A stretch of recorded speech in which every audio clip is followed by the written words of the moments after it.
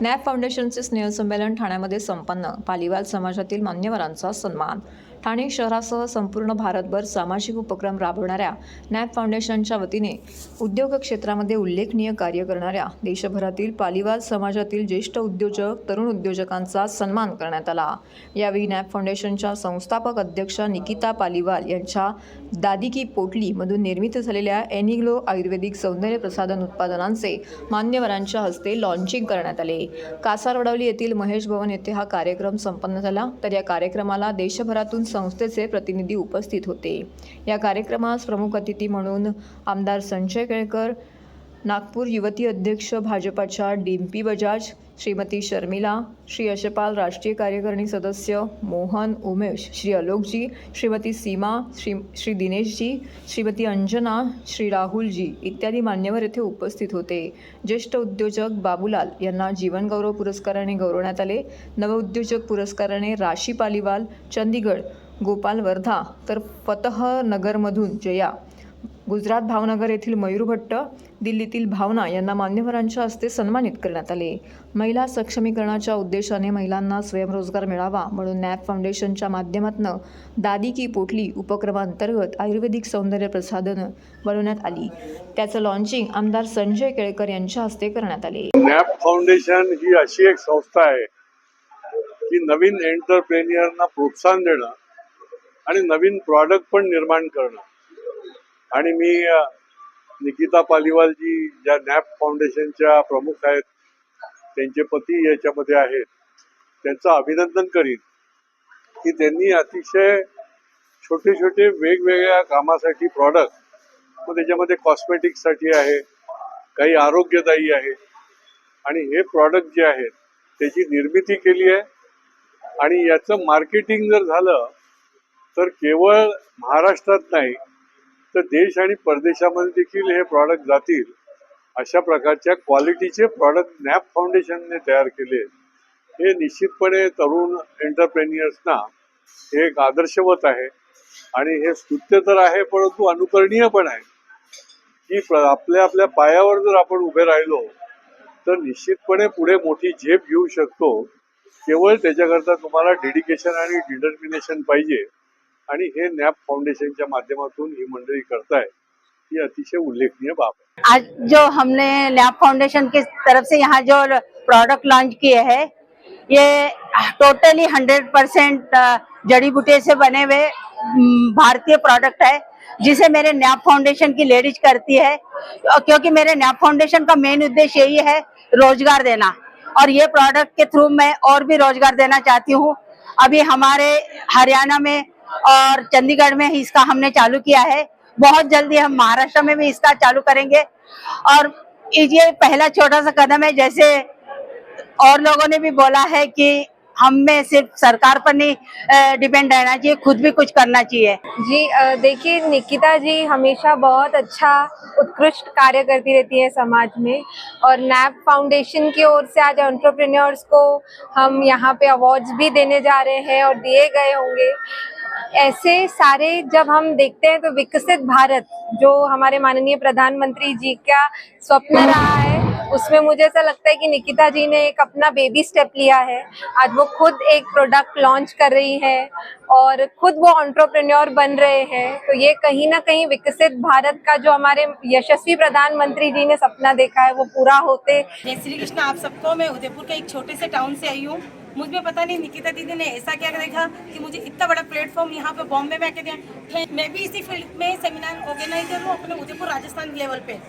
तो इन्होंने मुझे इतने से गाँव से उठा इतने बड़े टाउन पर पहुँचाने के लिए थैंक यू. मेरा नाम बाबूलाल पालीवाल है, कोटा से हूँ, कोटा राजस्थान से. और जो नाप फाउंडेशन की तरफ से मुझे लाइफ टाइम अचीवमेंट दिया है वो इन्होंने पता नहीं क्या मेरे अंदर देखा.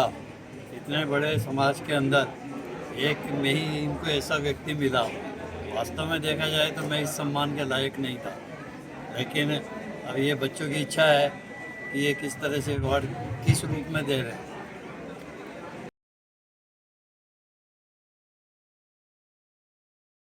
सर्व नागरिकांना आवाहन करण्यात येत आहे की सध्या डासांमार्फत पसरणाऱ्या डेंग्यू या आजाराचा प्रसार रोखण्यासाठी प्रत्येकाने पुढील प्रमाणे कार्यवाही करावी. डेंग्यू आजार एडिस इजिप्ती हा डास चावल्याने होतो. या डासांची पैदास साचलेल्या किंवा साचवलेल्या स्वच्छ पाण्यामध्ये होते. 8 दिवसांपेक्षा जास्त दिवस पाणी उघडे व साचून राहिल्यास त्यात डास अंडी घालतात. अंड्यांच्या अळ्या तयार होऊन पुढे डास तयार होतात. यासाठी आपल्या घरातील पाणी साठे उदाहरणार्थ बॅरल्स, पिंपे, टाक्या, हौद, रांजणे इत्यादी दर आठवड्याला रिकामे करून घासून पुसून कोरडे करून पुन्हा भरावे. 1 दिवस कोरडा दिवस म्हणून पाळावा. पाणी साठ्यांना घट्ट झाकणे बसवावीत किंवा जुनी साडी, चादर, धोतर यांनी बांधून झाकून ठेवावीत, म्हणजे डास त्यात जाऊन अंडी घालणार नाहीत. घराच्या गच्चीवर, आजूबाजूला, अंगणात कोठेही पाणी साचू देऊ नये. भंगार सामान उघड्यावर टाकू नये. उदाहरणार्थ टायर्स, प्लास्टिक सामान, कुंड्या, टाकाऊ वस्तू इत्यादी. अशा सामानात पावसाचे पाणी साठून त्यात डेंग्यूच्या डासांची पैदास होते. घरातील कूलर्स, फ्रीजच्या पाठीमागील ट्रे हे देखील वेळोवेळी कोरडे करावेत. लक्षात ठेवा, नुसत्या फवारणीने डास घनता कमी होत नाही, तर त्यासाठी डास पैदास ठिकाणे नष्ट करणे ही आपल्या सर्वांची जबाबदारी आहे. कोणताही ताप अंगावर न काढता जवळच्या शासकीय रुग्णालयात मोफत औषधोपचार घ्या. अशा प्रकारे नागरिकांनी सहकार्य केल्यास डेंग्यूचा प्रसार रोखणे सहज शक्य आहे.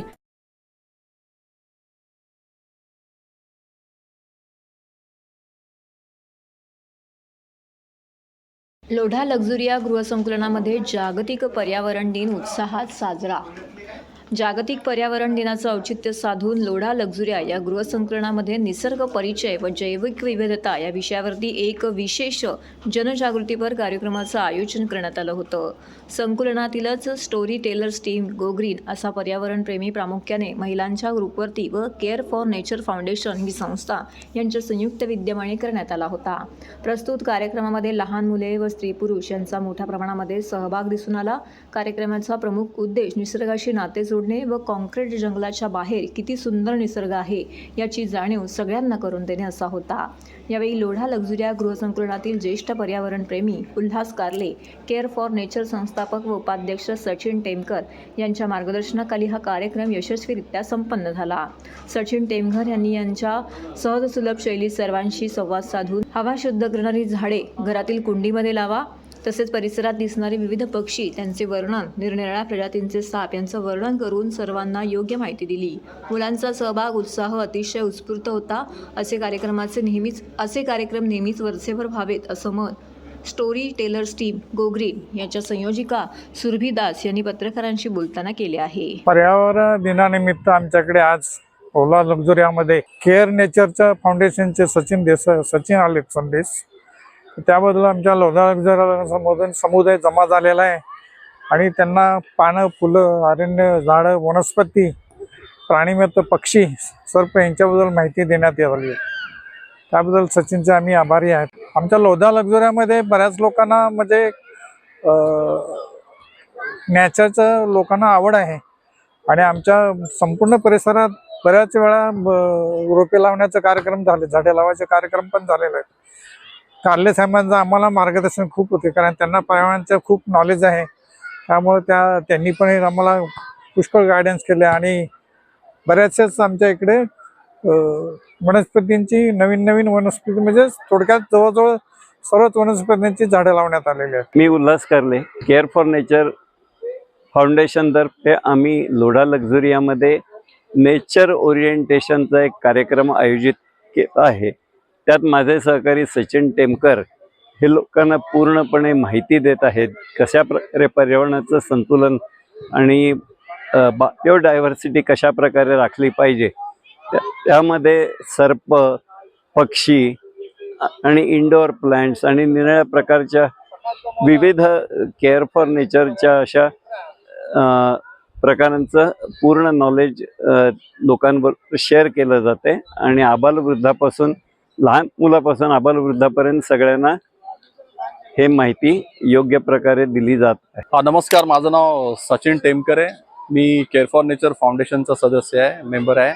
आणि आज आम्ही लोधा लक्झुरियामध्ये हा नेचर ओरिएंटेशन प्रोग्राम कंडक्ट करतोय.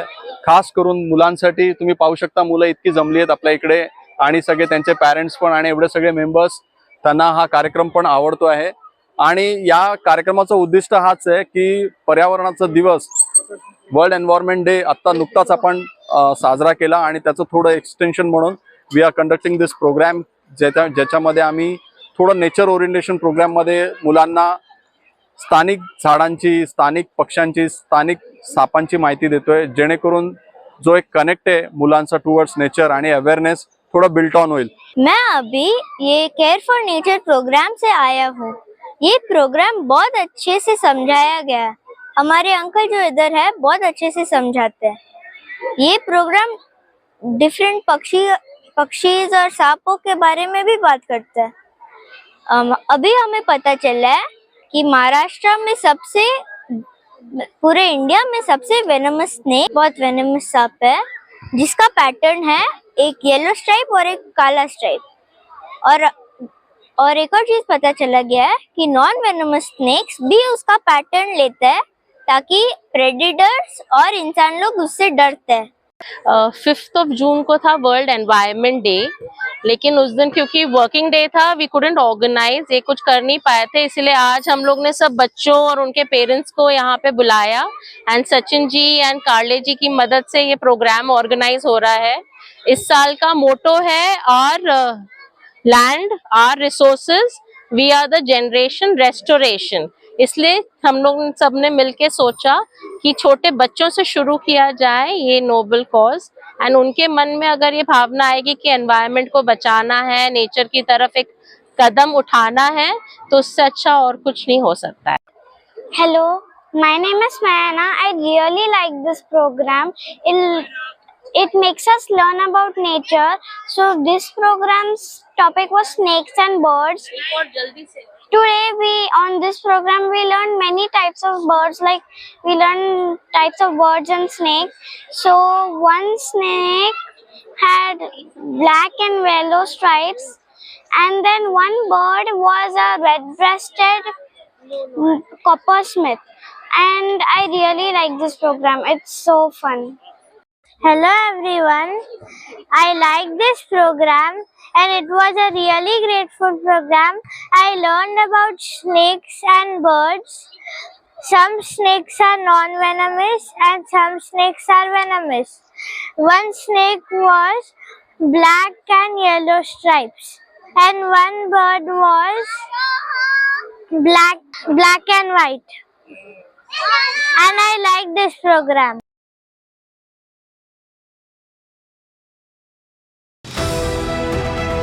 TJSB सौर शक्ती कर्ज, गो ग्रीन, करा वीज बिलावर बचत.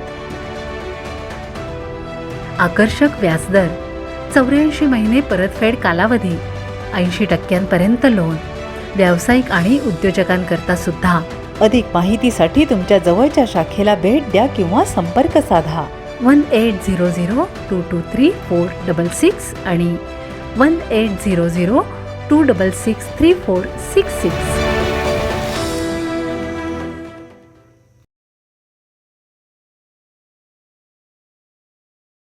लोकसभा निवडणुकीची आचारसंहिता जरी संपली असली तरी कोकण पदवीधर मतदारसंघाच्या निवडणुकीची आचारसंहिता लागू झालेली आहे. त्यामुळे ठाणे महानगरपालिका क्षेत्रातील अनेक कामांना त्याचा फटका बसू शकतो, असे आमदार प्रताप सरनाईक यांनी सांगितले.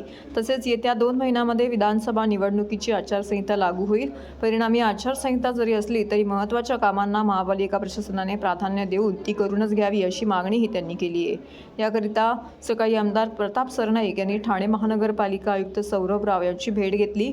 आयुक्तांनीही जी महत्त्वाची कामे आहेत त्याला प्राधान्य देऊन ती केली जातील असं आश्वासन दिले असल्याची माहिती सरनाईक यांनी दिली आहे. ठाणे पालिका क्षेत्रात लागू झालेल्या 10% पाणी कपातीबाबत आम्ही मुख्यमंत्र्यांना विनंती करून ती रद्द करावी अशी मागणी करणार आहोत, असं देखील सरनाईक यांनी सांगितले. लोकसभेच्या निवडणुकीची आचारसंहिता संपली, परंतु पदवीधर मतदारसंघाची निवडणूक असल्या कारणानं 26 जून पर्यंत आचारसंहिता आहे. परंतु शहरातली बरीच कामं या आचारसंहितेच्या कचाट्यात सापडलेली आहे. नाले सफाई असू द्या किंवा इतर पाण्याचे प्रश्न असू द्या.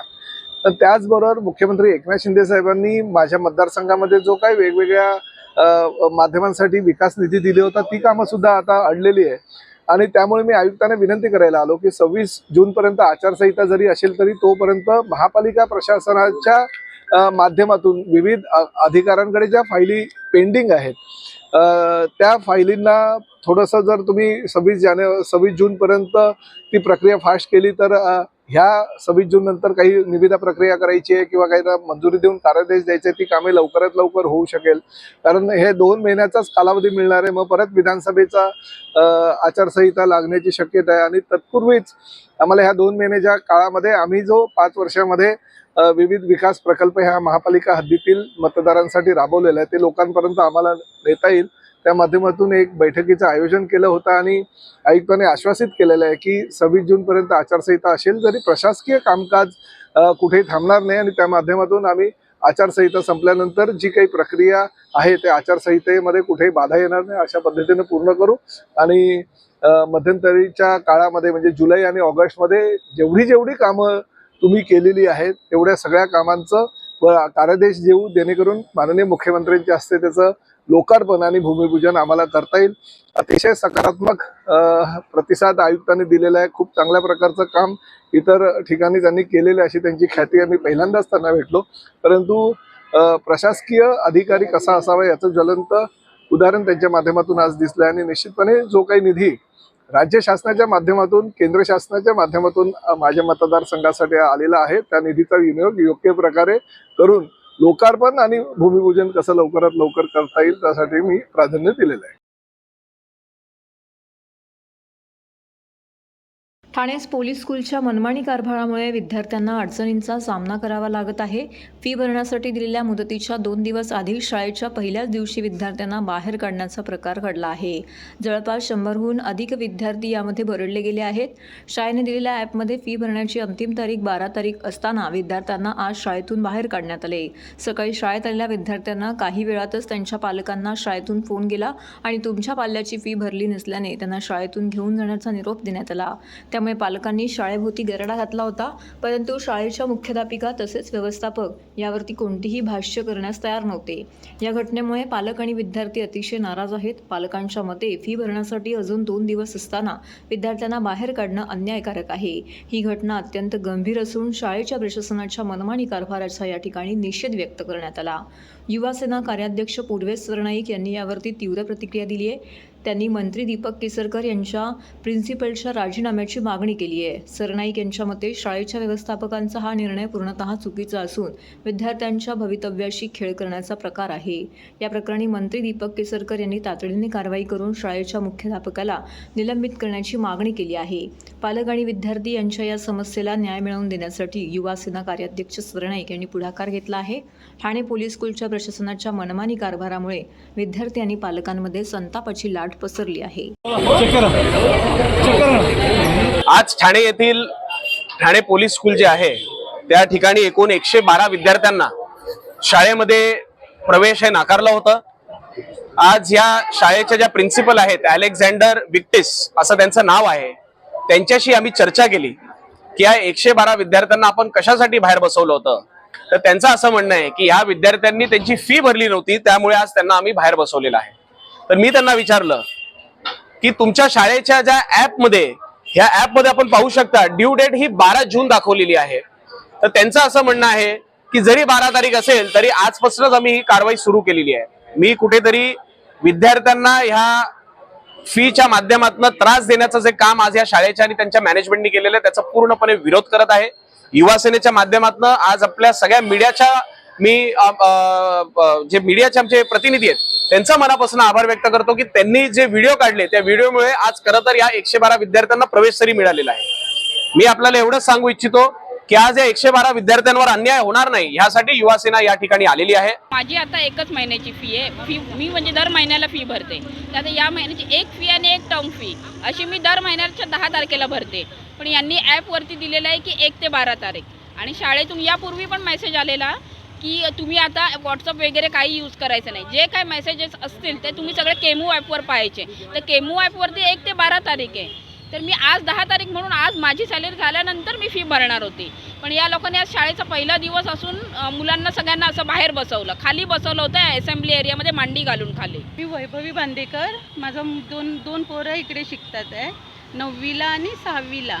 सो आज 10 तारीख पहिला दिवस आहे, तर मुलांना माझ्या बाहेर काढलं त्या लोकांनी आणि फोन केला मुलांना येऊन घेऊन जावा, तुम्ही फीस भरलं नाही. पण ह्यांच्या ॲपवर ड्यू डेट आहे 12 तारीख. सो त्यांनी आज मुलांना घेऊन जायला सांगितलं, म्हणजे एकदमच बाहेर क्लासमध्ये बसवलंच नाही.